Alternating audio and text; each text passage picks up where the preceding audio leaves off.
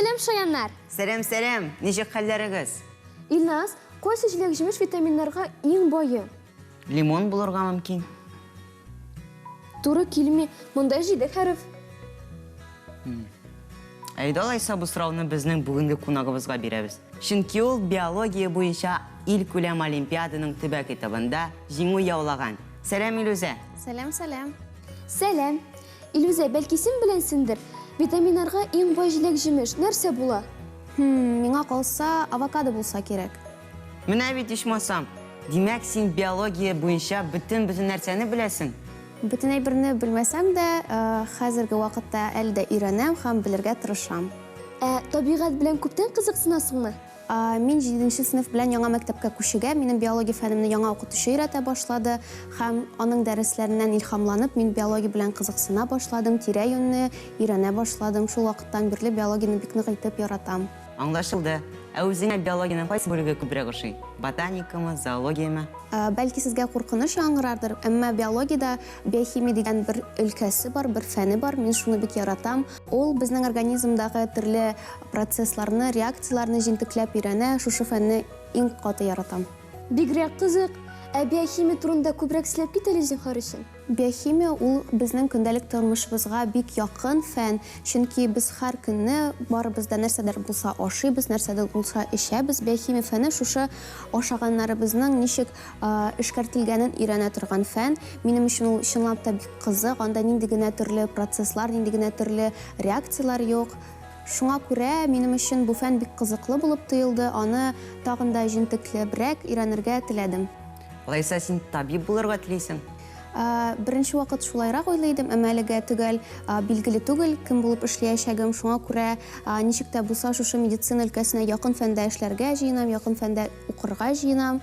Бәлки медицина булыр, бәлки табиб булырмын, бәлки дә берәр галим булырмын. Шулайрак уйлыйм. Аңлашылды. Олимпиадаларга ничек әзерләнәсең? Шын дөресен әйткәндә, олимпиадага әзерләнүнең бик күп төрле ысуллары бар. Беренчедән ул әлбәттә китап укыйм, күп итеп төрле университет китапларын укыйм. Икенчедән, безнең YouTube дигән шелтәрдә бик күп төрле укытучылар үзләренең дәресләрен куялар, шуларны карыйм. Шулай ук мин Рәсәй буенча төрле шәһәрләргә, андагы үткәрелә торган мәктәпләргә барып йөрим, биология дәресләрен анда укыйм, башка төрле укытучылардан, университет галимнәреннән дәресләр алам. Шулайрак әзерләнәм. Шәп, олимпиадада очраган иң авыр сорауны искә төшерә аласыңмы? Дөресен генә әйткәндә, аларның иң авыры булганы юктыр. Алар барысы да минем өчен бик кызык. Һәрберсе дә күпмедер дәрәҗәдә авыр, күпмедер дәрәҗәдә җиңел, әмма иң кызыгын искә төшереп китә алам. Былтыр мин Рәсәй күләм олимпиадада катнаштым. Ул инде төбәк ара гына түгел, бөтен Рәсәй буенча балалар шушы Уфа шәһәренә бардык біз. Алар барыбыз да шунда җыелдык. Һәм бер кабинетның исеме, практик бүлеме бар иде аның. Бер кабинетның исеме эмбриология дип аталайды. Ягъни эмбрионнарны өйрәнә торган фән турында аерым бер биремнәр бар иде. Шушы кабинетка кергәч, без беренче эш итеп өстәлләребездә пластилин таптык һәм оештыручылар безгә бик кызык бирем әзерләп бирделәр. Безгә бирелгән пластилиннан төрле хайваннарның, мәсәлән, баканың, тавыкның эмбрионнарын куллар белән ясап бирергә кирәк иде. Шушы бирем минем хәтеремдә иң кызыгы булып калды. Ясый алдыңмы соң? Әйе, ясый алдым. Ул кабинетта мин иң күп бал җыйдым. Шәп. Илүзә, син әле татар, төрек телләр буенча олимпиадаларда җиңгәнең бар икән. Син ничә тел беләсең? Мин хәзерге вакытта 4 телдә сөйләшәм, әмма киләчәктә тагын берничә тел өйрәнергә планлаштырам. Мин бүгенге вакытта төрекчә, татарча, инглизчә һәм русча сөйләшә алам, һәм бераз гына алман телен өйрәнәм. Афәрин. Алайда кайсы дәресләр якынрак? Биологиямы яки телләрме? Мин алай бүлеп әйтә алмыйм. Икесе дә минем өчен бик якын. Биология ул минем баш биемне эшкәртү өчен бик кирәкле фән, ул мине уйларга өйрәтә, ул мине фикерләргә этәрә.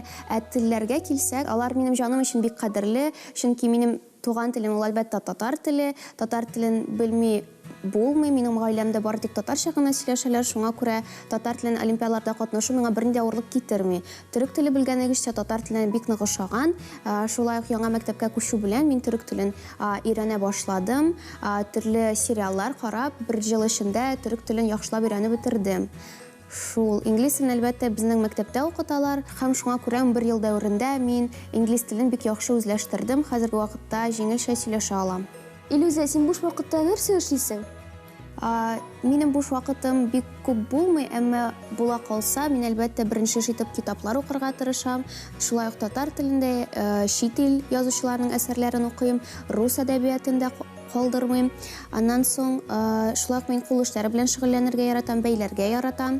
Аннан соң кайчакта өйгә кайткач ашарга пешерергә яратам. Әти-әниләремне мин атнага бары тик бер тапкыр гына күрәм, чөнки безнең мәктәбебез, мин укый торган мәктәп интернатлы. Кыш көннәрендә чаңгыда шуырга чыгабыз, җәй көне велосипедта йөрибез. Сокландырдың, Илүзә. Бик зур рәхмәт сиңа безнең студиябызга килгәнең өчен. Алга таба да уңышлар теләп калабыз. Рәхмәт. Дуслар, безнең тапшыруларыбыз дәвам итә. Безнең белән калыгыз.